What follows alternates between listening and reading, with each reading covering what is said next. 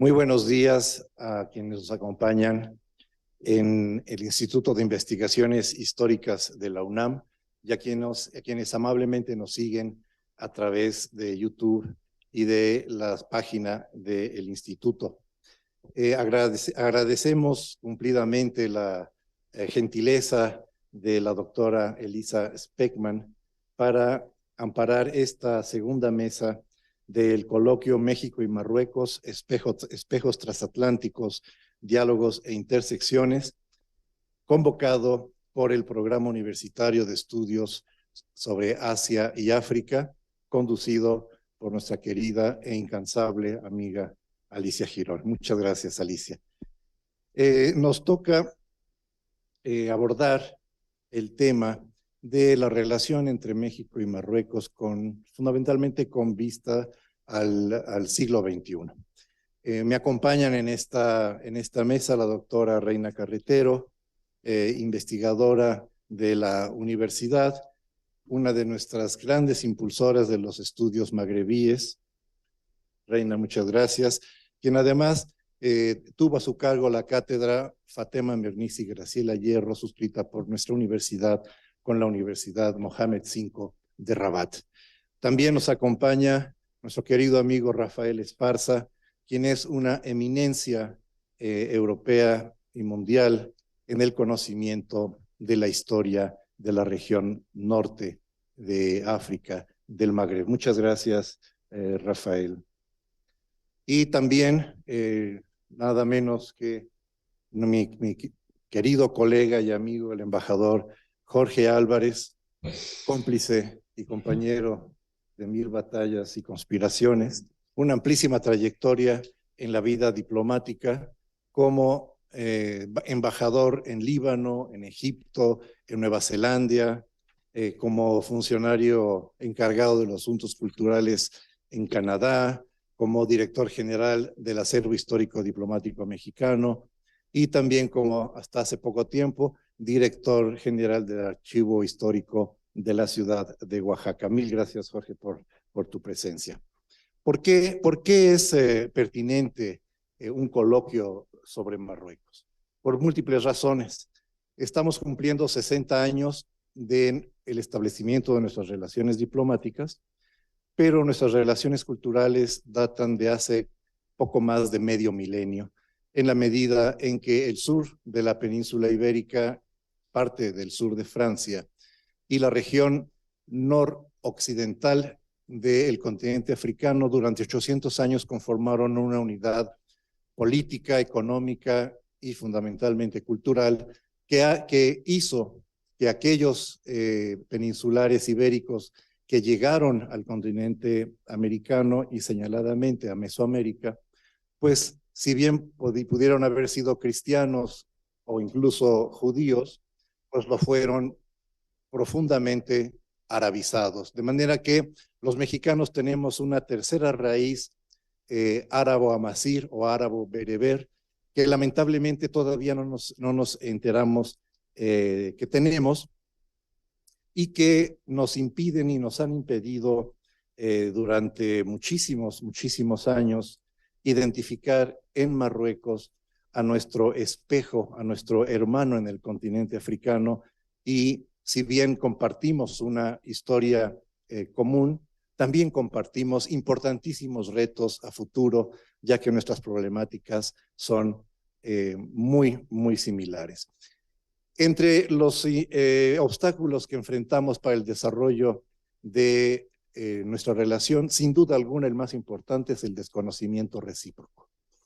Yo quisiera comenzar las exposiciones pidiéndole a Reina que nos cuente, que nos ilustre sobre su experiencia de vida en la comunidad saharaui marroquí, ya que Reina está casada con un ciudadano saharaui marroquí, conoce por experiencia propia la vida social marroquí, y seguramente ella nos podrá aclarar en qué medida el prejuicio de una subordinación extrema e inhumana de la mujer al yugo masculino en Marruecos es o no verdad.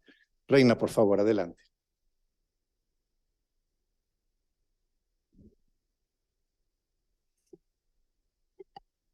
Bien. Muy buenos días, bienvenidas, bienvenidos, queridos amigos, colegas, tan queridos todos aquí que ya tenemos bastante tiempo de caminar juntos este hermoso camino de reconocimiento entre la relación de México y Marruecos. Me siento como en casa viéndolos a ustedes. Agradezco muchísimo las palabras del doctor Andrés Ordóñez, con quien hemos sido cómplices también de todo esta iniciativa, a la queridísima doctora Alicia Girón por todo este esfuerzo mayúsculo de compaginar agendas, realmente ha sido impresionante y sorprendente este despliegue también de su maravilloso equipo. Agradezco mucho. El esfuerzo de todos los colegas para estar aquí el día de hoy también es encomiable. Muchas gracias.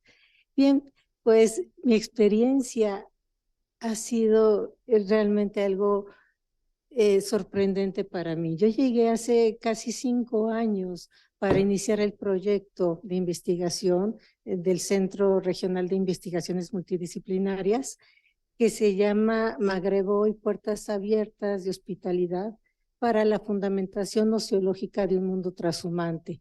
Esto es, los principios, los fundamentos que nos permitan transitar mejor en un mundo donde lo sedentario se compagina, pero predominantemente con una movilidad que yo le llamo transhumancia, es decir, un cruce continuo de tierras en diferentes formas, ya sea como tránsito, pero también como flujos migratorios forzados.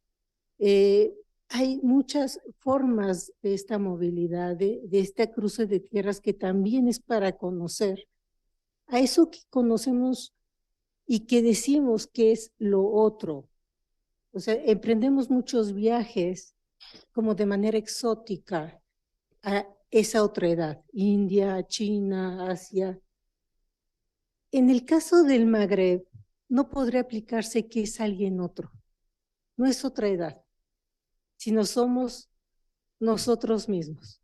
Es otra cara de nosotros mismos, muy cercana.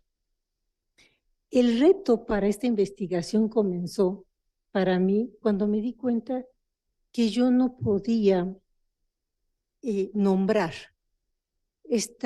lo que le he llamado a esta exposición, esta poligeografía íntima.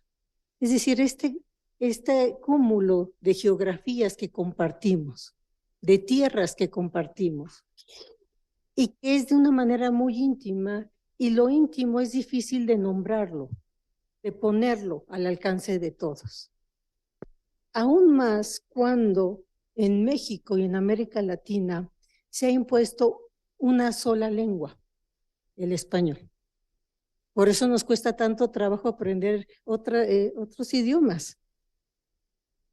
Y una religión y una forma de gobierno, es decir, nuestra cultura impuesta sobre las culturas milenarias que estaban primigenias, que eran diversas, con diversas lenguas, se nos impuso, hagan de cuenta, un monolito cultural que nos predispone incluso para pensar otras religiones. El Islam, obviamente, sabemos que tiene toda esta carga de prejuicios. Entonces, ¿cómo nombrar algo que intuía, y ahí me hago eco también del doctor Andrés Ordóñez, que intuía que era algo muy mío, muy íntimo, pero que no sabía cómo nombrarlo, cómo poner palabras?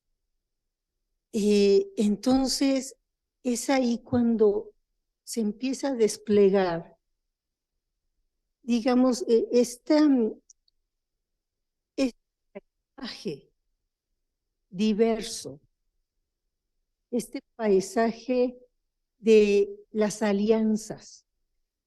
Podría yo pensar en que si algo podría definir a la cultura del Magreb, son su cultura de alianzas, su cultura de lo diverso, su cultura tribal, más que de pueblos. Es un reservorio de lenguas antiguas y actuales, de lenguas orales que son vivas. Desde este monolito cultural me puedo aproximar a esta riqueza. Ese es el reto.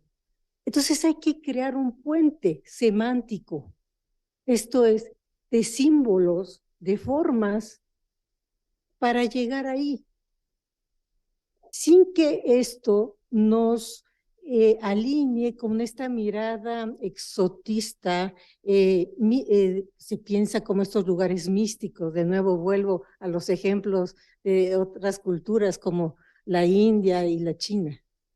El Magreb no podría, ni estas culturas pueden pensarse así, ahora ya lo sabemos, pero el Magreb mucho menos, porque el Magreb está en nosotros de una manera más cercana de lo que podemos pensar. Está en nuestra lengua. Entonces, el transitar para hablar de lo diverso, para hablar de una poligeografía, esto es, que estas culturas, estas civilizaciones que llegaron desde Medio Oriente a través de los fenicios que se establecieron en el Mediterráneo y después que hicieron esta conjunción con las poblaciones que ya estaban ahí, los amazigh, y luego todos los que vinieron después, los romanos, los vándalos, llega todo mundo. Y después llegaron, obviamente, los árabes con el Islam. Y yo me atrevería a decir que las poblaciones aceptaron el Islam de una manera más profunda, como no lo hicieron antes ni con los cristianos en Constantinopla, ni con los romanos, ni con tantos otros. El porqué de esto, hay explicaciones importantes. Tiene que ver con la idea de dignidad. Si hay un reservorio de dignidad en un mundo que parece caótico, que parece sin rumbo, esa es la cultura del Magreb, donde la dignidad está en primer lugar, antes que nada. Cuando yo digo la fundamentación nociológica de un mundo trashumante es en donde nosotros podemos tener esos asideros de sentido que recuperen la dignidad del ser humano sobre todo lo que parece que se cae, que se rompe. Porque lo más importante es la dignidad. Y eso es lo que nos provee la cultura.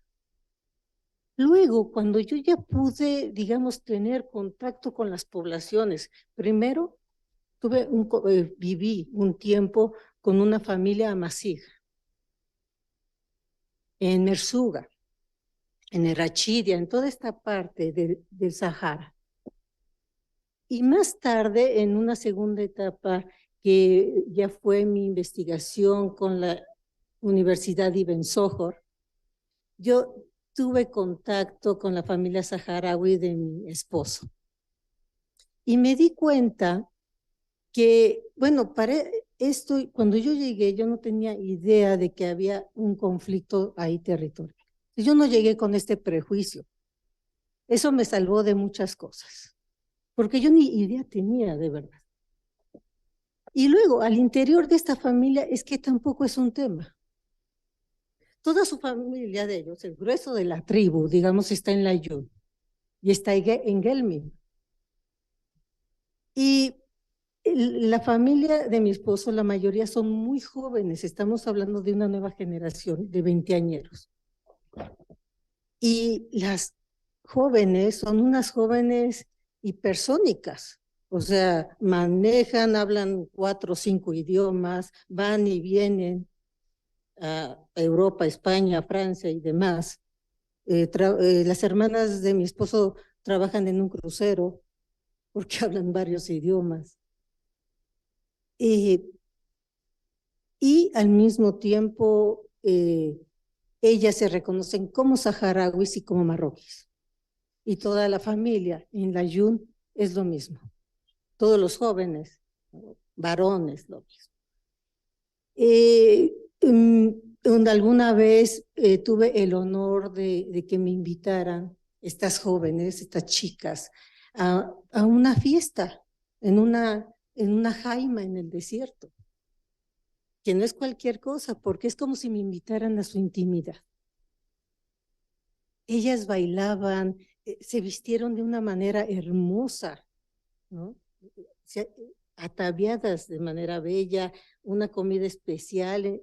Empezamos porque yo también me invitaron a bailar. Ellas bailan de una manera increíble. Y fuimos en los autos de ellas manejados por ellas. En tanto en la familia Masí como en la familia saharaui, yo nunca he visto de verdad que haya una situación de roce o de diferencia así marcada entre varones y mujeres. Y son la nueva generación.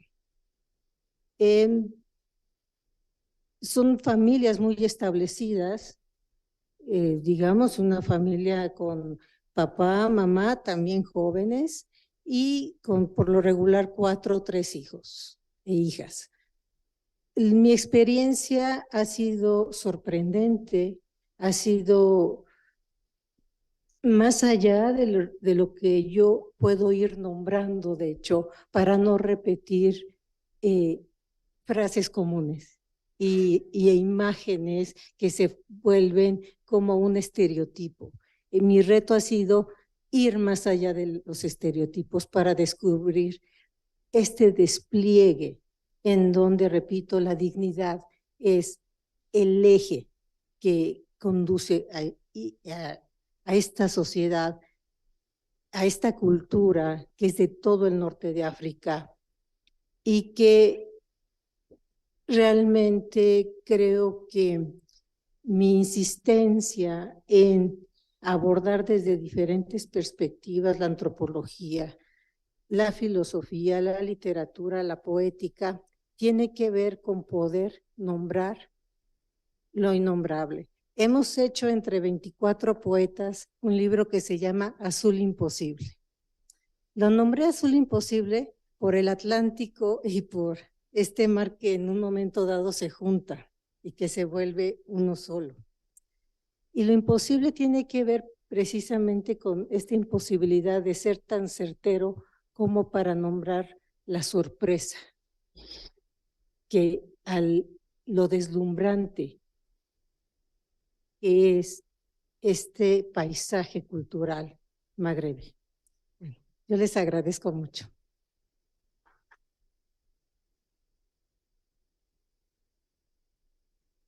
Muchas gracias, querida Reina. Saludo la presencia de nuestra querida Mabel Gómez, quien es nuestra embajadora en el Reino de Marruecos. Mabel, muchas gracias, bienvenida. Y también me permito presentar y pedir una sincera disculpa a nuestro querido Bashir Edgil, quien nos acompaña en vía remota y a quien yo torpemente olvidé mencionar en la presentación inicial. Bashir, buenas tardes para ti, muchísimas gracias.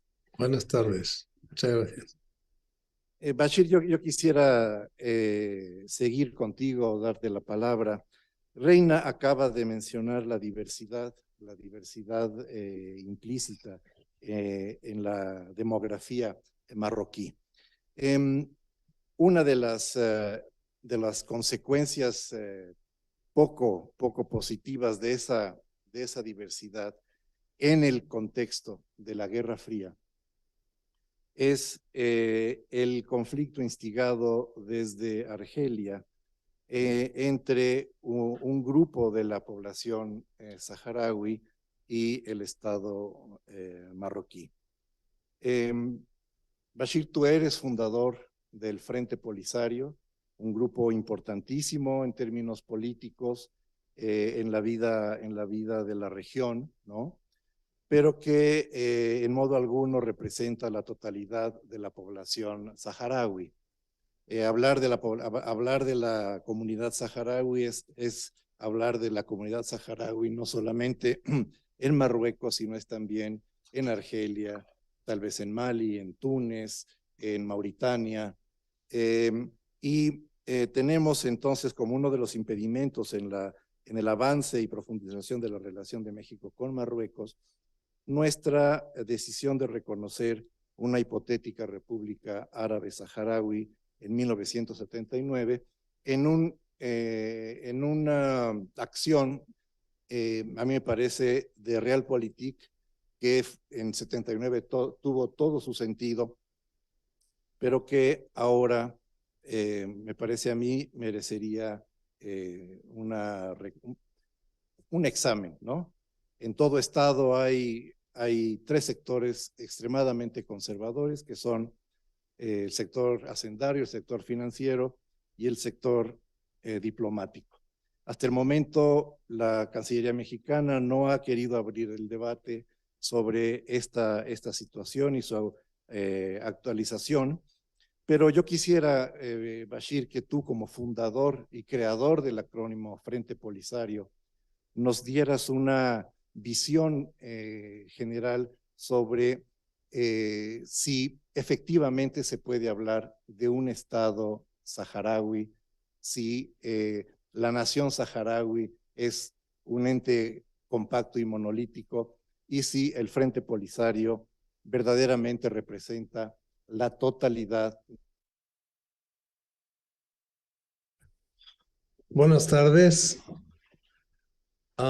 Muchísimas gracias por darme la oportunidad de poder estar aquí con tan ilustres personas y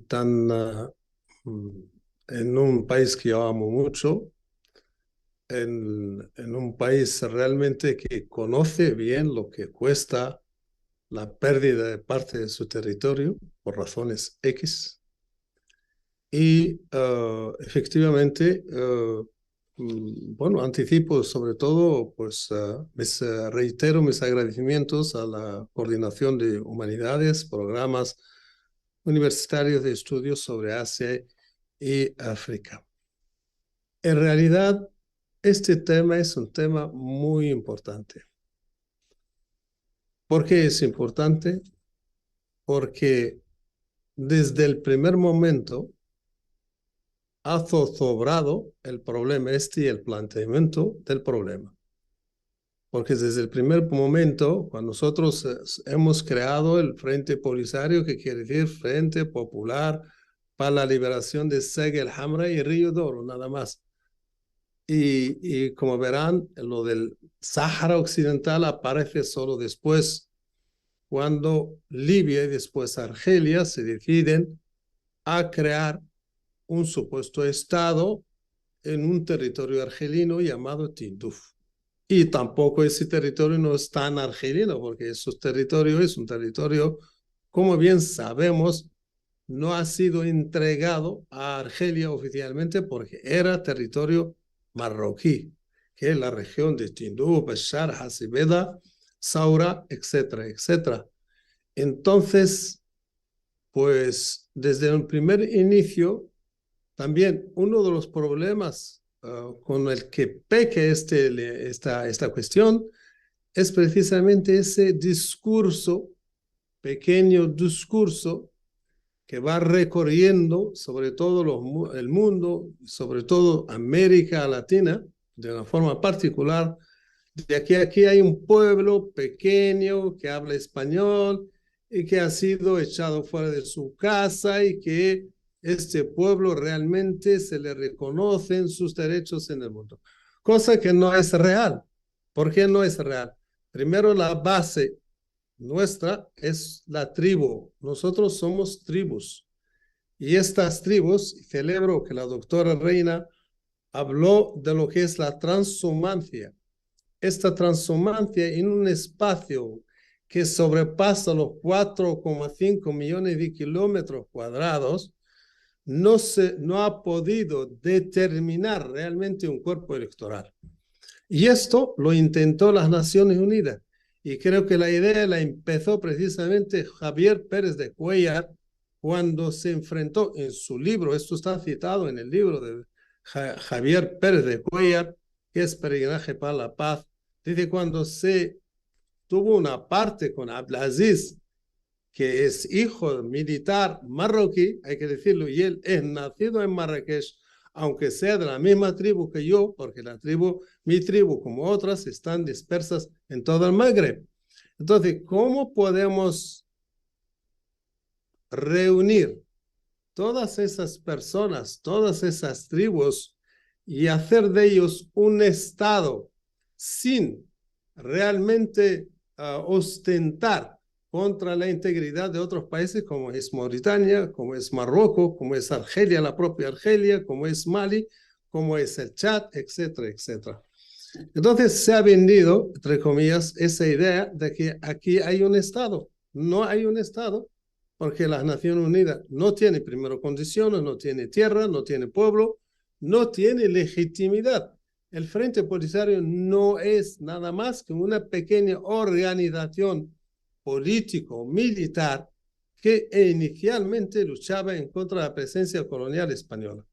Pero después, gracias al intervencionismo argelino, que este Polisario se convirtió en un Polisario bis en manos de las autoridades argelinas, donde realmente las personas que más han sufrido los atropellos de esa nueva dirección son las personas precisamente originarias del territorio español. Y aquí tenemos al doctor Esparza, que seguramente conoce muy bien este tema. Entonces, no hay Estado. En primer, ¿cómo se le puede reconocer algo que no existe? ¿Cómo se puede reconocer algo que todavía está aclamando en el mundo una autodeterminación? ¿Cómo es que se puede pedir a un Estado que se declara de una raza árabe, es el único Estado del mundo que se declara árabe, porque no hay ningún Estado, el fundamento mismo del Estado no es racial? Y sabemos lo que ha costado, sobre todo a Europa, lo que son los nacionalismos. Se ha creado un nacionalismo etnolingüístico y que esa lengua que es hassani no solo está en el territorio del de Yunus Mar al-Dakhla, sino que abarca todo el Sahara, el gran Sahara, exceptuando el Sahara egipcia. Entonces, no hay Estado, no hay pueblo y hay una pequeña organización cuya dirección, en ella hay 80% de saharauis que no son del territorio disputado. Entonces, ¿en qué quedamos? ¿Cómo podemos solucionar el problema? Porque el problema realmente es un problema raptado por Argelia. Porque desde que Argelia se independizó, que es en el año 62, hubo la guerra, lo que le llaman la Guerra de las Arenas. Y en esta Guerra de las Arenas, esto ha continuado hasta hoy. Es la Guerra de las Arenas con otros medios y con otros slóganes y con la intermediación de saharauis. Porque yo mismo he estado en el año 76 en un meeting en Argel, hecho por el presidente Boumediene, donde habló de que pondría un callo, una piedra en el zapato marroquí. ¿Adivinan ustedes quién es esa piedra? Esa piedrecita somos nosotros. Es decir, esos beduinos que vienen de Argelia, vienen de Marruecos, algunos vienen de Mauritania, algunos vienen de Mali, algunos, y entonces aquí ya tenemos un pueblo, entre comillas. Mientras que la opinión olvida que según el último censo de las Naciones Unidas, que no terminó, que en 1998, pues la mayoría de los saharauis, al menos los registrados por el censo español del año 74, están en su tierra y votan en los partidos marroquíes y están representados en todos los partidos marroquíes e incluso pues están en el Parlamento, hay más de 37 parlamentarios en el Parlamento marroquí. Entonces, ¿de dónde le viene la legitimidad a una pequeña organización?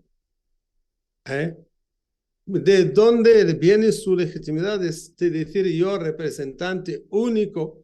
Cuando usted dice que eres representante único, quiere decir reconoces que eres una dictadura, porque no hay representantes únicos. Y entonces, pues eso. Este plan, por desgracia, no sé si tengo todavía tiempo, pues este plan realmente lo menciona el 4 minutos, embajador querido Bashir. español que estuvo en Argel, que es los Arcos, cuando envió una carta a su estado diciendo, les cito la cita de este embajador, los argelinos, esta carta fue en mayo del año 67, el año 67, mucho más antes que del nacimiento del Polisario. Pues los argelinos, cito, perseguían centrarse en el factor humano como eje de su política.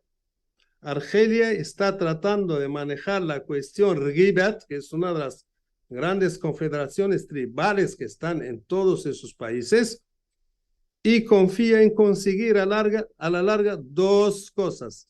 Hacer de Tinduf la capital de Ribat, de esa gran confederación, hacer gravitar alrededor de Tinduf y de la Saura, que es la región marroquí argelina ahora, las demás regiones habitadas por los pueblos Ribat, que son Tarfayas, Sagelhamar, Río de Oro y Mauritania. Y un tiempo después, es decir, en el año 74, que cuando Argelia se apodera del Polisario y nos mete a nosotros en la cárcel, pues monta efectivamente esos campamentos de refugiados, entre comillas, porque algunos de ellos no son refugiados, otros son raptados y otros, es decir, son desplazados. Y como demostración de ello, pues hasta ahora el Polisario no ha podido darles ni el derecho de refugiado, ni el carnet de refugiado como está inscrito en las instancias internacionales de la ONU.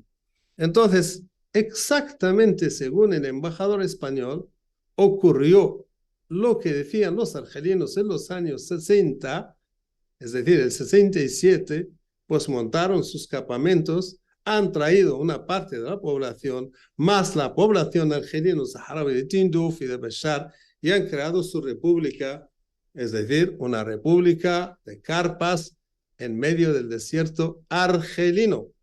Entonces, ¿quién representa a quién? ¿Quién es quién en esto? Entonces, yo veo absurdo que se reconozca un Estado que no exista. Que no existe. Mil gracias, Sí. Bashir, eres muy Muchas gentil. gracias y perdona si... No, y continuaremos en breve. Quiero leer con relación a las cartas diplomáticas un memorándum o fragmento de un memorándum que el entonces director en jefe de Asuntos Políticos de la Cancillería Mexicana, el licenciado Manuel Bartlett Díaz, dirige al canciller diciendo lo siguiente: Argelia no solo ha dado su apoyo y reconocimiento desde un inicio al gobierno del zar español, sino que se ha convertido en el principal promotor de la causa saharaui, inclusive intercediendo ante algunos gobiernos, entre ellos el de México, para que extienda su reconocimiento al gobierno saharaui.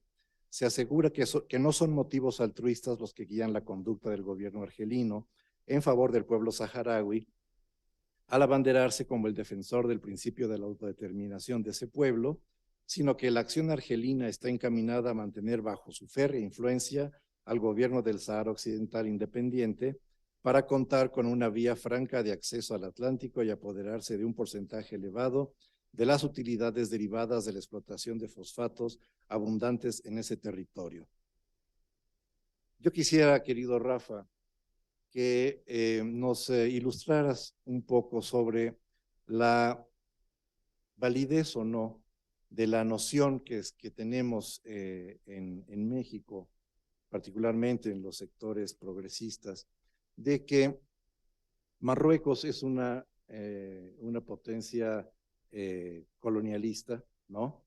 Si bien se inserta en el proceso de descolonización, parece no tomarse en cuenta de que el principal país afectado por el colonialismo europeo fue, antes que el zar español, Marruecos, ¿no?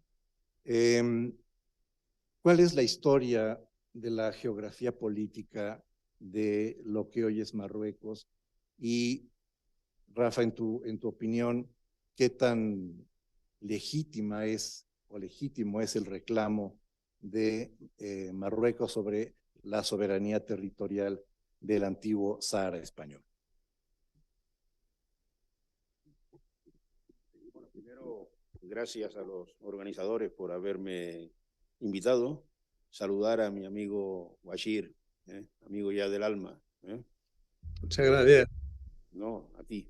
Y a los nuevos amigos en México, es decir, que creo que será el principio de, como decía en Casablanca, de una gran amistad. Bien, yo tenía preparado otra cosa, pero bueno, voy a intentar contestar a la pregunta que tú me has dicho y luego pues intentar empalmar algo con lo que yo quería decir. Marruecos, bueno, si podemos entender que Marruecos era una potencia colonial histórica, bueno, a lo mejor podría tener sentido, puesto que Marruecos avanzó y llegó al Tíbet, a Tombuctú, es decir, que llegó ya en la República de Mali, es decir, con Yacub Pachá, y cuando fueron expulsados los moriscos de España, muchos de ellos, Juder y otros más, se pusieron al servicio del sultán de Marruecos, y el sultán de Marruecos envió una expedición al sur, y ahí estuvieron. La presencia marroquí fue clara y real durante mucho tiempo, y todavía quedan hoy, como las familias ilustres de la zona, los armas. Es decir, los armas, porque venían además con nombre español, los hombres de armas, es decir, que entraron al servicio del sultán de Marruecos. Y había una comunicación y una realidad exacta que llegaba hasta el río Senegal, avanzaba también en lo que hoy sería Malí, y eso es lo que se llamaba el imperio sherifiano, que así fue reconocido por los europeos. Claro, que una parte de ese territorio pues fue realmente conquistado por Marruecos, es cierto históricamente, pero en el siglo XVII, XVI, XVII, es decir, que continuó durante un cierto tiempo. ¿Qué pasa luego? Ese imperio sherifiano comienza a decaer. Marruecos tuvo un siglo XIX terrible. España también. Es que hay que recordar que en España, es decir, fue intervenida, tuvimos un rey que por desgracia no continuó, que fue José Bonaparte, aunque fue un rey impuesto, es decir, por Napoleón, pero bueno, fue un rey que dio el voto a la mujer, que acabó con la Inquisición, que otorgó una constitución y que sin embargo le llevaron Pepe Botella y Erastemio. Pero bueno, la historia es como es. Pues Marruecos también tuvo una mala suerte terrible, mala suerte, pues que fue el avance, así como históricamente Marruecos fue el que detuvo a los otomanos. Si el Imperio Otomano no entró nunca, y la frontera ni siquiera fue la actual frontera argelina, sino la zona de Orán y Tlemcen, es decir, una parte de lo que hoy sería Argelia. Marruecos en aquellos tiempos pactaba con los franceses, con los españoles, era un aliado de Felipe II. Felipe II fue rey de Portugal con todo lo que significó gracias a la batalla de los Tres Reyes, donde murió su sobrino Sebastián.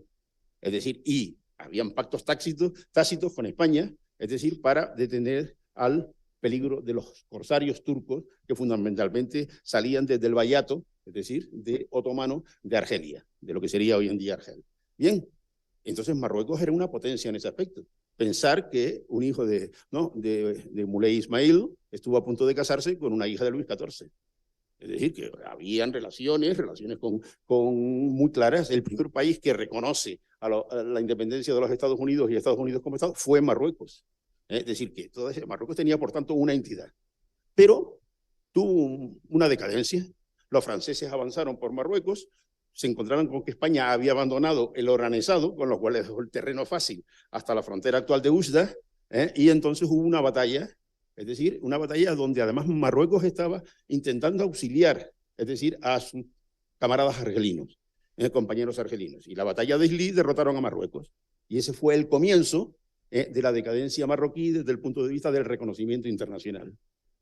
Eso fue en el año 1840 y algo, y ya en el año 1860 es la gran guerra entre España, bueno, la gran guerra, la drôle de guerra también entre España y Marruecos en el año 1860. 1860, con la ocupación española de Tetuán durante 2 años y con una indemnización terrible que le pidieron a los marroquíes, y además con otra cosa interesante, que es que España alega, en el caso de Ceuta y Melilla, una antigüedad, pues desde el siglo XV en Ceuta, portuguesa, que luego, por decisión de su población, cuando España ya dejó de reinar sobre Portugal, continuó con el Imperio Español, y Melilla, de principios del XVI, pero que eran solo los presidios, es decir, eran unas pequeñas, es decir, en una zona elevada, pero a partir de 1860, los marroquíes tuvieron que entregar lo que hoy sería Ceuta y Melilla, con una especie de reparación de guerra, que por tanto ya no son los 500 años, sino realmente son los 125 años que realmente hay de posesión real española sobre Ceuta y Melilla. Bien, volvamos entonces. ¿Qué pasa en ese siglo XIX? Que Marruecos se ve reducido, es decir, sobre todo por el colonialismo francés, que va avanzando y recortando parte de su territorio. En el año 1912, antes habían acuerdos secretos donde participaba la conferencia de Algeciras y otro tipo de cosas, intervenciones también, no por motivos realmente de solidaridad, sino de intereses, claro, político-económicos. Alemania intervenía, Inglaterra intervenía, Francia intervenía, España intervenía. Hubo una conferencia y hubo un soterrado reparto de Marruecos. En el año 1912 se firma un protectorado entre Francia y el sultán, y España es como un realquilado. Es decir, España, que es el que hace el acuerdo con Marruecos de protectorado, le dice a España: vas a tener un territorio de tu control en el norte, de acuerdo con cuestiones que eran secretas, es decir, que no estaban ni siquiera elevados a lo público. Y van a tener un territorio en el sur, que fue el Protectorado Sur, y vas a tener una parte de manos libres en lo que sería Sequía y Alhambra. Es decir, todo eso era territorio, en ese acuerdo, que era totalmente marroquí, legalmente y reconocido marroquí. Es decir, hasta el Cabo Bojador no había ningún problema de que eso era Marruecos. Pero claro, España no lo entendió así. Y en el año España une la colonia de Río de Oro con el protectorado de Sequía y Alhambra, con el protectorado sur de Marruecos hasta Arfaya, con Ifni, y hace lo que se llama el África Occidental Española. Cuando en el año 1956 España y Francia entregan el protectorado, España 3 meses más tarde era reticente, España solo entrega el protectorado norte.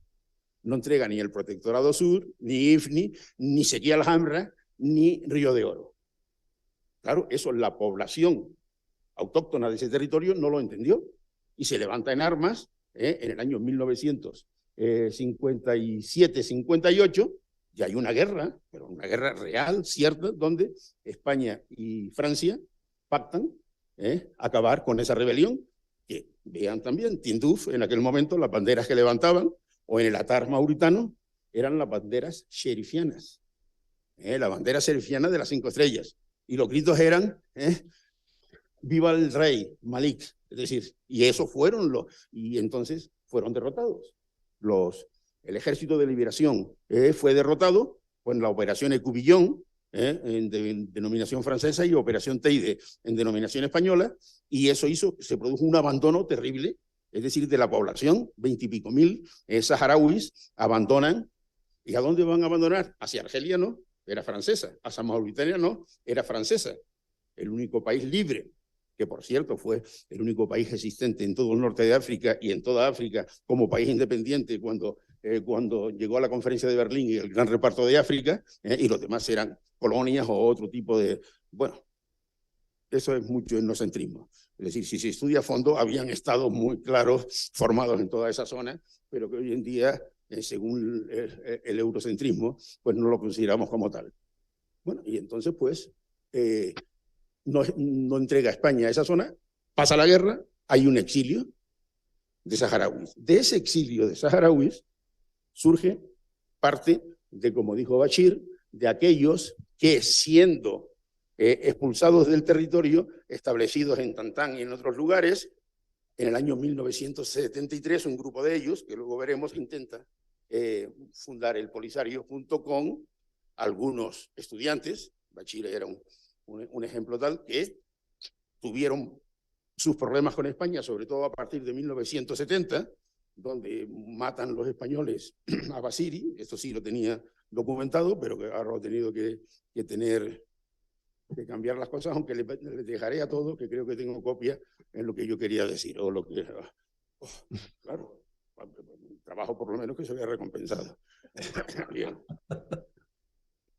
Entonces, en ese momento, que se levanta España, encima no solo es el África Occidental española, sino que son las provincias españolas, como si fuesen Ávila y Salamanca, de Ifni y Sáhara. Hace lo que hizo Salazar para no descolonizar su imperio africano. Eso es lo que pasa. Y nosotros estamos defendiendo a una dictadura franquista en ese aspecto, con lo que eso significó, que es el origen de todo este problema. El origen. Después está lo que explicó muy bien Bachir, es decir, fue la intervención por otros motivos de Argelia, bueno, primero de Libia y luego de Argelia. Claro. Se inventan luego unos mitos fundacionales. ¿Qué primer mito fundacional se inventa?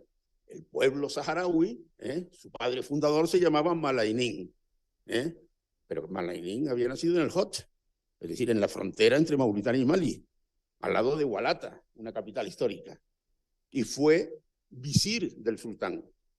Es decir, tanto Hassan I como Abdelaziz le dan las cartas para que funde Asmara y para que haga todo ese tipo de cosas. Era un visir. Y eso el Polisario dice que es el fundador del pueblo, un marroquí, al servicio del sultán de Marruecos, con lealtad. Su hijo, el Giba, era tan marroquí que cuando los franceses ya en pleno protectorado y un poquito antes estaban ocupando Marruecos, luchó contra ellos. E incluso contra ellos y contra los marroquíes traidores que habían pactado contra los franceses. ¿Es un héroe de una independencia? ¿O es un héroe nacionalista marroquí, el Giba o Malaní? Ese es un mito que tienen los Polisarios. El segundo mito de los Polisarios es Basiri. Basiri fue aquel que en el año 1970 mata a los españoles. Pero Basiri fue un mujahidín. Basiri planteaba un partido religioso para expulsar a los infieles del territorio del Sáhara. Nunca habló de un Sáhara independiente, sino que estaba dentro de la tradición.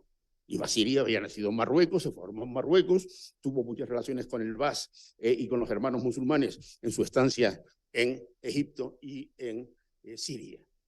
Bien, y entonces este hombre lo toman ellos como el paladín.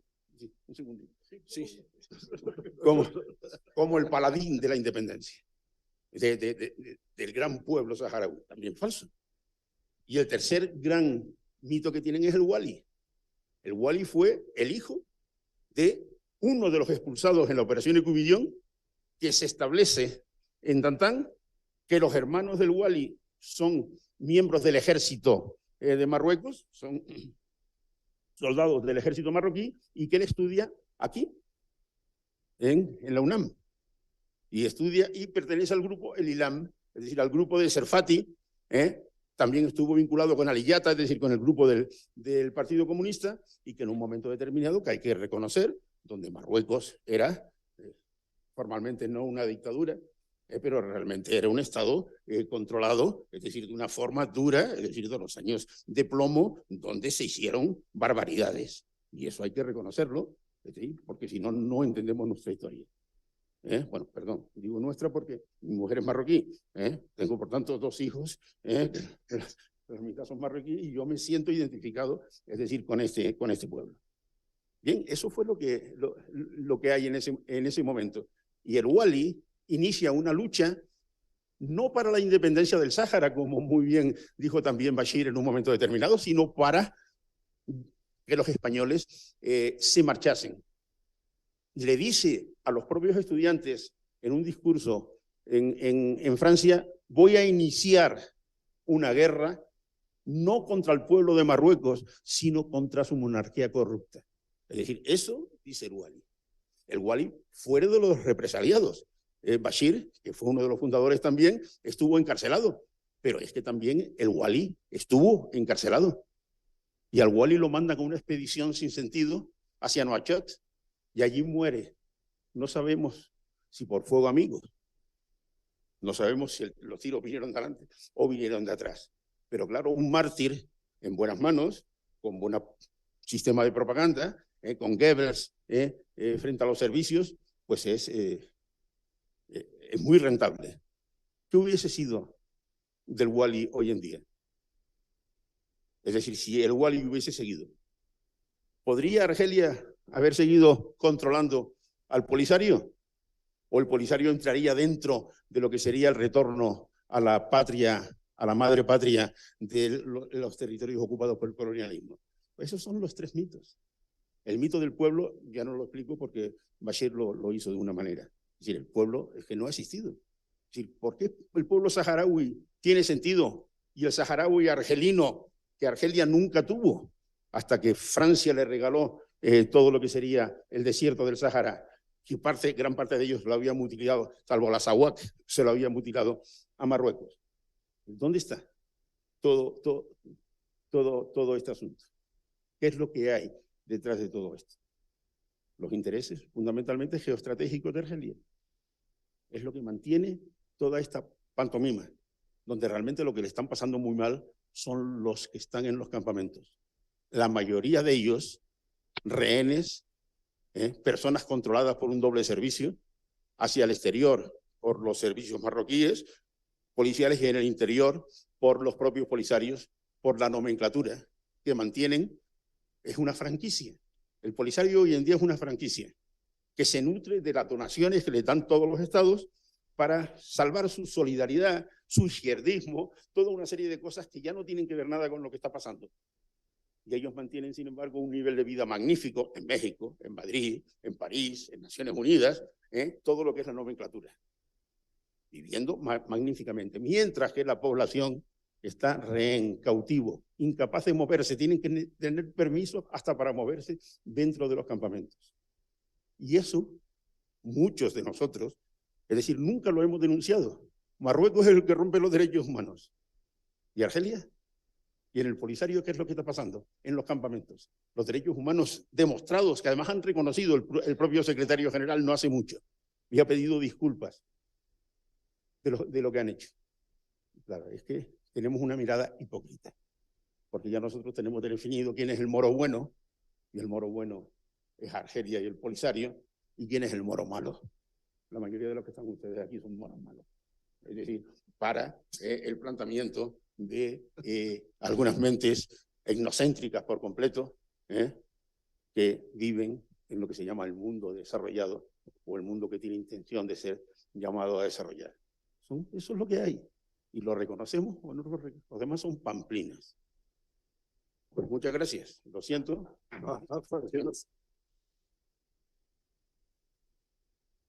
Muchas gracias, Rafa. Muy interesante y arrojas luz y elementos para la reflexión. Querido Jorge, nosotros los diplomáticos mexicanos tenemos grabado en el imaginario la retórica, no en el sentido de palabrería, sino de elementos para el convencimiento, ¿no? De los principios. Sin embargo, se nos suele olvidar que en los años en que México estaba interviniendo en Centroamérica, velando por sus intereses estratégicos, uno de nuestras figuras emblemáticas de la doctrina de política exterior, el embajador Jorge Castañeda y Álvarez de la Rosa, decía lo siguiente: el país necesita cambiar su tradicional actitud puramente defensiva frente al mundo. El exterior no es ya inexorablemente, como pensábamos en el pasado, solo fuente de males sin nombre que no podíamos remediar. Claro está que al salir de la casa, el salir de casa representa riesgos, pero encerrarnos pasivamente en ella no solo nos impediría defenderla adecuadamente, sino que además nos asfixiaríamos. Dentro de este constructo doctrinario, el concepto de soberanía nos es fundamental, ¿no?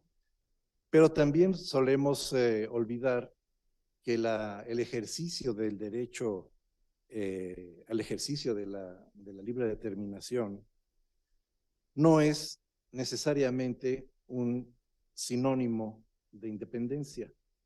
Y pocos reparan en la resolución 2625 de la Asamblea General de Naciones Unidas del 24 de octubre de 1970, que a la letra dice: el establecimiento de un Estado soberano e independiente, la libre asociación o integración con un Estado independiente o la adquisición de cualquier otra condición política libremente decidida por un pueblo constituyen formas del ejercicio del derecho de la libre determinación de ese pueblo.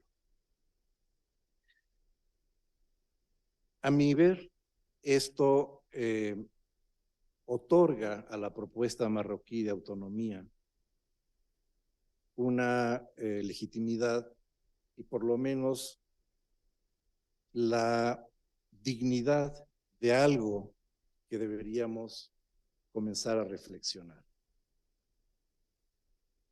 Tú fuiste director general para África y Asia, conoces la región del norte de África, y tú y yo compartimos el placer del conocimiento y de la prospección. ¿Cómo estimas tú que deberíamos administrar nuestra tradición reciente con relación a el área noroccidental de África? ¿Cómo piensas tú que deberíamos administrar nuestra histórica ausencia de interés en el continente africano para beneficio del interés de México en el siglo XXI? Muchas gracias. Muchas gracias a todos. Me da muchísimo gusto estar aquí. La pregunta que formulas, Andrés, es una pregunta que está en el corazón de algo que quizás hoy más que nunca es conveniente esclarecer. Sabemos, y en la sesión de ayer, después de escuchar a Reina, a Rashid, a Rafa, hay que tener claro dónde se ubicó y de qué manera se tomó la decisión en el gobierno mexicano de otorgar su reconocimiento diplomático a esa construcción de una República Árabe Saharaui Democrática en septiembre de 79. El protagonista fue precisamente don Jorge Castañeda y Álvarez de la Rosa. Pero estamos hablando del 79, hoy estamos en el 2023. Y entonces, creo que es importante que tengamos claro cuál es el punto de inflexión.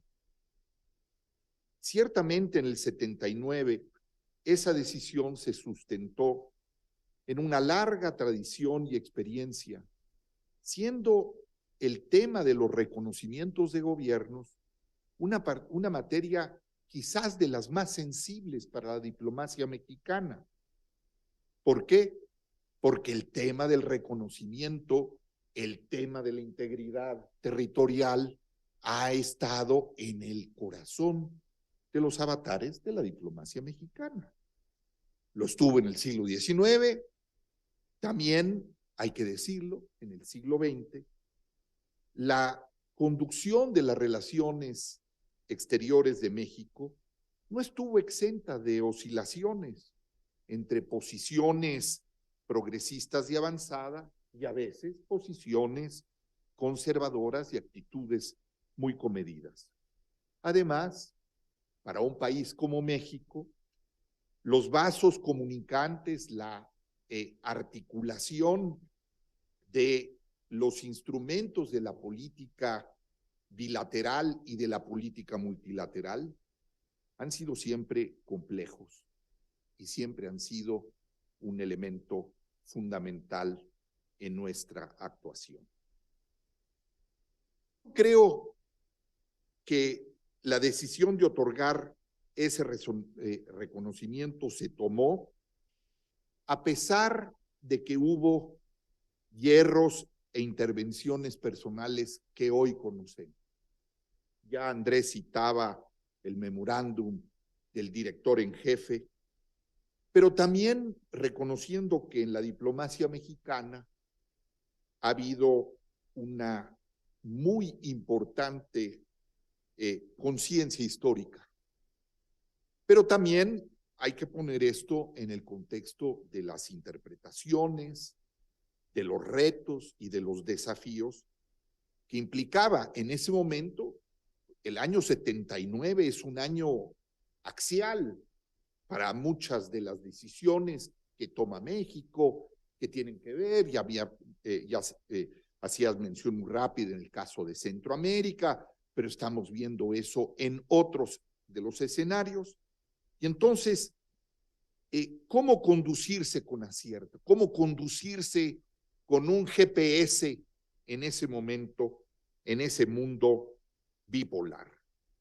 Y entonces hay que destacar que hubo circunstancias y que muchas de esas circunstancias, interpretaciones, valoraciones, han sido repetidas tantas veces por diplomáticos mexicanos y marroquíes, argelinos, también por estudiosos, por parlamentarios, por funcionarios y también por comunicadores, cabilderos, propagandistas, que en muchos casos han preferido repetir qué es hoy o qué era entonces las razones de ese dominio colonial o de esas aspiraciones a la independencia del pueblo saharaui. Desde entonces y hasta hoy, diversos intereses, algunos permanentes, otros circunstanciales, han estado de por medio.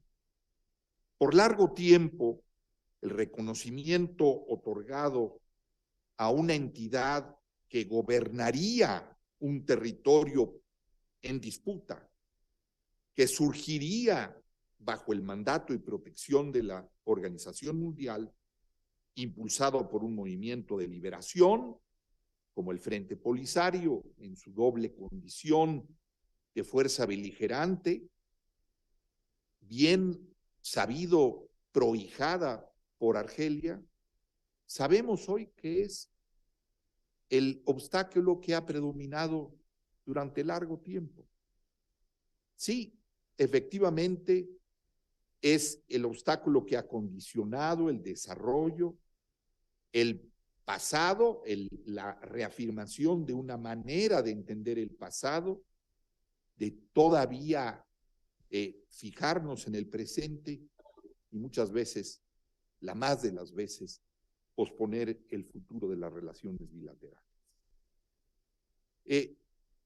Ya se ha dicho aquí, en esto también ha contribuido mucho el desconocimiento y yo celebro estar en esta mesa después de escuchar a Reina, a Bashir, a Rafa, porque necesitamos conocer mejor, necesitamos entender cuáles son las disputas, las diferencias que tenemos sobre esos antecedentes, sobre esa geografía histórica, sobre esos elementos, porque esos también han contado en las inercias y en el vaivén de muchas veces ansiados acercamientos y las más de las veces, frecuentemente, los distanciamientos.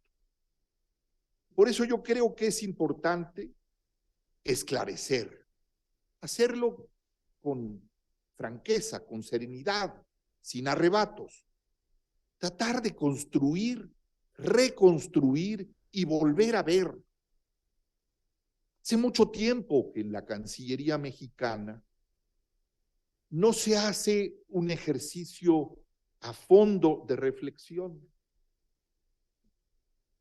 Cuando yo hice una gira por 6 países de África a final de la administración anterior, con trabajo encontrar en los archivos, digamos, del día a día, algunas de esas referencias. Sí, había los documentos que estaban bien catalogados, pero que no necesariamente estaban ayudando a la discusión interna. Si un Ministerio de Relaciones Exteriores es el espacio donde se discuten, donde se ponderan, donde se sopesan intereses, principios, decisiones, elementos, eso ha estado en el caso mexicano muy dejado de lado. Qué bueno que estamos en un ámbito académico de plena libertad. Yo creo que hay que dejar de ver ambos hacia atrás. Hay que ser claros de que tenemos la obligación de compartir también nuestras diferencias en las interpretaciones de esos antecedentes históricos, de esas razones que han llevado, no en el 79, en el 91, ¿y cómo le hacemos? Nuestro embajador ayer decía con toda razón, las expectativas marroquíes en 2004, después de la visita de Su Majestad el Rey, eran muy altas y tenían razón de ser para ser muy altas. Entonces, si seguimos enredados en tantos tropiezos, en vernos a la distancia, en instalarnos en apreciaciones, difícilmente vamos a salir, yo creo, de esta que hemos tratado seguramente con muchas limitaciones de explicar con una metáfora. Ahí está ese reconocimiento diplomático como un elefante que ha continuado creciendo y que está acabando, o que amenaza o que pone en riesgo la relación entre dos países. Yo creo que por eso es importante oxigenar, abrir. En este caso, también hay que ser claros, con un claro sentido autocrítico. Yo hablo hoy aquí en mi universidad a título personal, con la experiencia que tengo, con los conocimientos que tengo, con el privilegio de haber trabajado y seguir vinculado a los archivos diplomáticos, a historiadores, a pensadores, a quienes reflexionan. Y yo creo que con un sentido claro, autocrítico, ha habido durante largo tiempo la ausencia de una política definida, comprensiva hacia el conjunto de los países de África. ¿Por qué? Porque en muchos casos la directriz de la política exterior ha estado y hasta cierto punto está todavía en aquellos diplomáticos mexicanos que se formaron, que conformaron un quehacer diplomático en los organismos internacionales. Si vemos hoy así en un rápido pasaje sobre la acción internacional de México en África, solo nos podemos detener apresuradamente en Egipto, en Etiopía y en Sudáfrica. Porque también esos 3 casos están fincados en razones históricas. El apartheid, la condena a la invasión italiana de Etiopía, la visita de Haile Selassie. O sea, lo que quiero darles es un elemento de cómo ha prevalecido enormemente lo simbólico. Entonces, ha sido muy desigual, muy inconsistente la formulación de una política hacia un continente en donde la articulación también de acciones y de decisiones ha sido, lo hemos dicho, se repite, pero hay que ir más allá, ha sido errática. Entonces, ha sido errática entre otras cosas, y cada vez es una especie como de mea culpa, ¿no? Que hemos redundado en mantener un desempeño con una muy limitada presencia diplomática bilateral, ¿no? Ya se anuncian 2 nuevas embajadas en África, pero hoy son 8, quizás sean 10, pero son representaciones diplomáticas con capacidades muy limitadas. Yo encabecé una, Mabel tiene a su cargo una. Muchas veces nos ha pasado, hemos tenido que cerrar para volver a abrir. Nos va a pasar, vamos a abrir Senegal. Tuvimos embajada en Senegal. Y luego le agregamos otra cosa, que países de África, interesados por todas las razones entendibles, han abierto, mantienen representaciones diplomáticas en México, a pesar de que México no ha sido un país que actúe en reciprocidad. Ahí viene Costa de Marfil. Entonces, si tenemos esto, tenemos esto presente, hay que, yo creo, poner al sol, sacar al sol, dejar de tener esto a la sombra, una especie de desideratum que de tantas veces repetido se ha vuelto una especie de mal karma. México tiene, defiende y persigue sus intereses nacionales en el mundo, pero estos están en América del Norte, están en América Latina, están en Europa, recientemente están en Asia, pero no están en África. O solo están en África esporádicamente cuando los necesitamos o se presentan. Y claro, hemos tenido unas contorsiones que es, vamos, me duele reconocer cuando de pronto no hemos podido resolver, porque ¿cómo le vamos a contestar? ¿Qué decisión vamos a tomar ante una candidatura, una iniciativa? Entonces son los entonces telex, después los correos electrónicos, hoy los mensajes de WhatsApp a la hora que venga una votación en Nueva York o en Ginebra o en las capitales. Entonces, yo creo que hay un elemento que es muy importante hoy con miras al siglo XXI. Si seguimos en México pensando que el asunto es de presencia, estamos mal. De poco o casi nada sirve el tener presencia si no participamos, si no podemos contribuir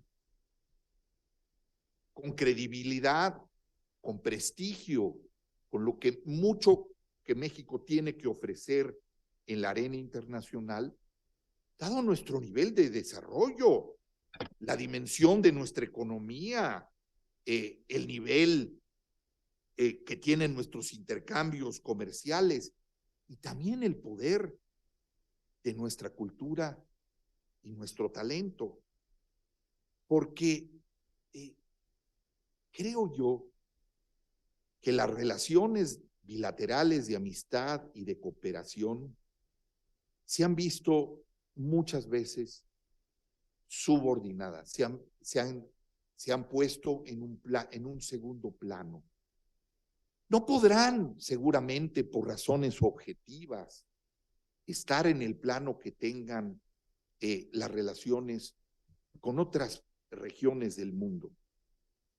Pero yo sí creo que hoy es importante, frente a ese déficit, reconocer que todavía tenemos la oportunidad de conocer, reconocer las transformaciones que hoy se registran en África. Que el haber otorgado el reconocimiento a la RAS no tiene que ser un asunto en la vitrina, que no tiene una condición inamovible. Apenas en los últimos años, en México, hemos tratado de tomar nota de los muchos cambios que han tenido lugar y de lo que ha ocurrido, de lo que ocurre y lo que sigue ocurriendo en el Reino de Marruecos, los cambios en Argelia, los enormes retos y desafíos en la región del Sahel. Y entonces, poder poner también al sol la actuación victimista de los saharauis polisarios y también poner sobre la mesa hoy los últimos desarrollos, por qué ha habido cambios, cuáles han sido las razones que han motivado los cambios y también los impactos y repercusiones en el caso de algunos países latinoamericanos en sus relaciones con Marruecos. El presente y el futuro de las relaciones con África en general y cómo avanzarla. Y en particular, lo que nos interesa es comprender qué pasa con nuestros vínculos con Marruecos. Se discuten muy poco. Apenas si merecen a fondo reflexión, información y capacidad para decidir. Yo fui director general para África y Medio Oriente. Es una dirección política regional también muy acotada. Entonces, ¿cómo poder avanzar? Hoy, en un coloquio como este, yo creo que debemos mirarnos efectivamente en el espejo de las relaciones transatlánticas y mirarnos los unos a los otros para ubicarnos con lucidez, también para asumir una actitud de valentía, de entereza, porque vivimos un cambio de época, para advertir que muchas realidades han cambiado y que las transformaciones geopolíticas y geoeconómicas no son una opción, están teniendo lugar. Que ahora, con conocimiento de causa, en el tercer decenio del siglo XXI, para países como México y para Marruecos, es necesario dejar ambos de estar atrapados entre una postura principista que yo considero anacrónica y una reclamación existencial exaltada. Yo creo que es el momento. Sí, vendrá un cambio de gobierno en México en 18 meses. También alguien me dirá, bueno, y tú estabas en el 2018 en la Secretaría y se tomó una decisión y ganó la postura principista. Se invitó a la toma de posesión del presidente López Obrador a el presidente de la República Árabe Saharaui Democrática. Entonces, el sentido de urgencia es también un sentido de responsabilidad. O sea, si hemos de avanzar, va a ser porque efectivamente vamos a poner en juego un diálogo franco, una voluntad política para poner al servicio de la lucidez que ambos países tienen y recuperar el tiempo y acotar muchos de los elementos que nos han puesto en esta situación. El Sáhara Occidental, y subrayo, occidental, esa es la posición de mi gobierno, debe dejar de ser un tabú. México, creo que debe examinar de nueva cuenta todos los elementos que están y sopesar la marroquinidad del Sahara. Solo si aceptamos estos elementos, solo si reconocemos, volviendo a la metáfora un tanto cuanto, digamos, infantil, si se quiere, que tenemos un elefante en la casa, lograremos sacarlo juntos de una vez por todas. Yo sinceramente considero que hay que revisar y reconsiderar sin presiones, sin apasionamientos, sin actitudes atávicas, el patrón de conducta que tanto México como Marruecos ha seguido.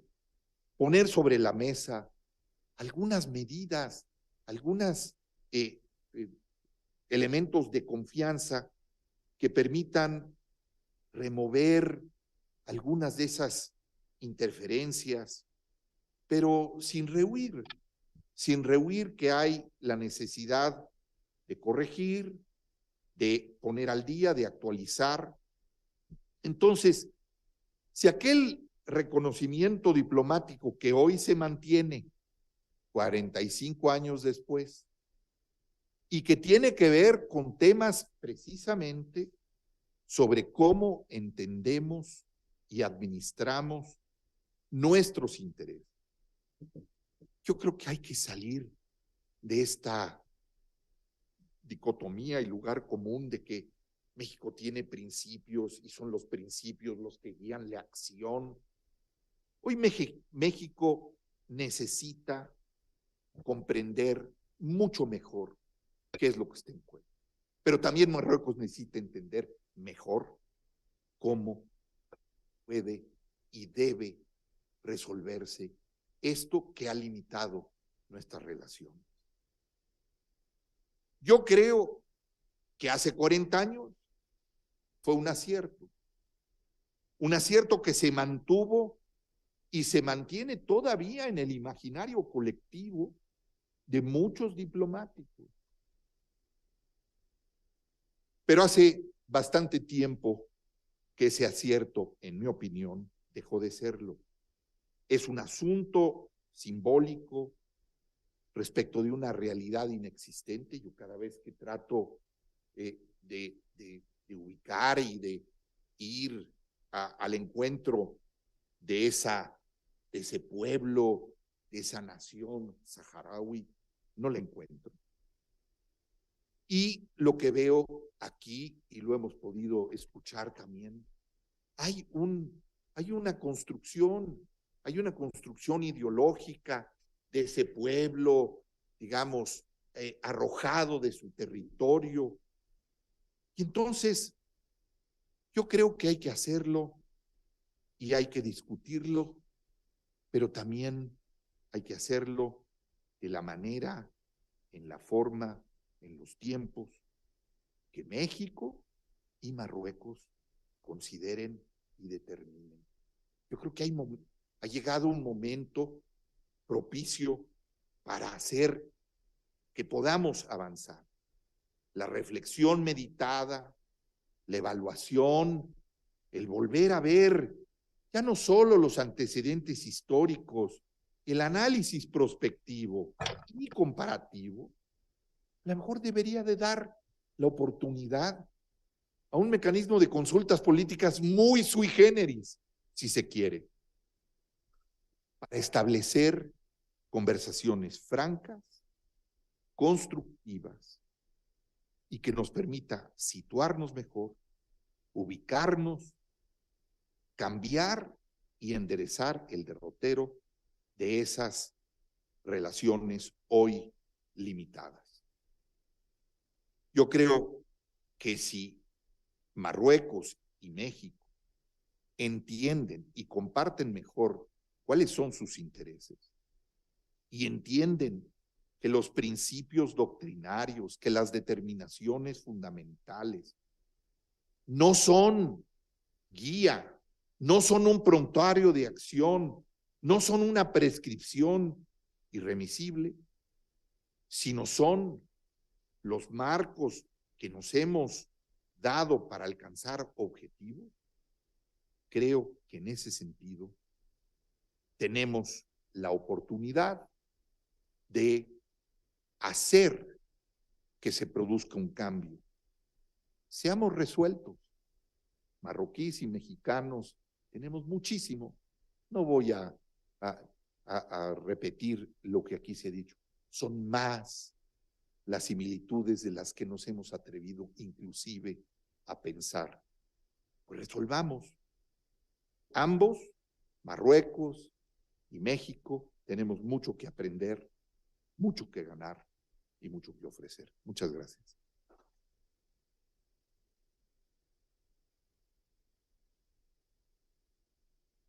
Muchísimas gracias, querido Jorge. Yo quisiera añadir que esta revisión en modo alguno implica el rechazo, rompimiento, exclusión de nuestra relación con los amigos argelinos.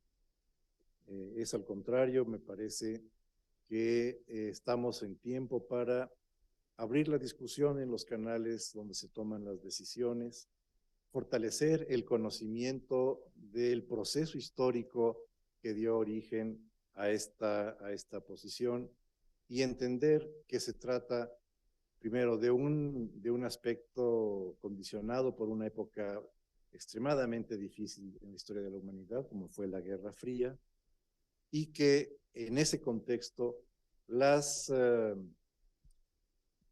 se me permite decirlo, las rivalidades regionales, el conflicto de proyectos nacionales en la región, es algo que solamente a los actores de esos desacuerdos compete resolver, de manera que una respetuosa revisión y adopción de una distancia neutra, verdaderamente neutra, sería un gran avance, un gran apoyo de México a esta situación. Concluyo agradeciendo nuevamente la presencia de todos ustedes, la atención de quienes nos han acompañado vía remota. Celebro que la doctora Girón, al frente del Programa Universitario de Estudios sobre África y Asia y el apoyo del Instituto de Investigaciones Históricas, nos brinde el día de hoy un inicio para la discusión, para profundizar el conocimiento de esta región, este país, que tantos vínculos, tantas situaciones, rasgos en común guarda con nosotros y que especialmente con vista al futuro, tantas ventajas y tantas promesas positivas puede encerrar para México hacia lo que resta del siglo XXI. Muchas gracias, reina querida. Muchas gracias por tu participación. Rafa, perdóname que desvié pero yo creo que era necesario ese testimonio. Bashir, mil gracias por acompañarnos. Gracias. Sí, muchas gracias. Testimonio. Y mi hermano, muchas gracias. Muchas gracias a todos ustedes. Buenas tardes.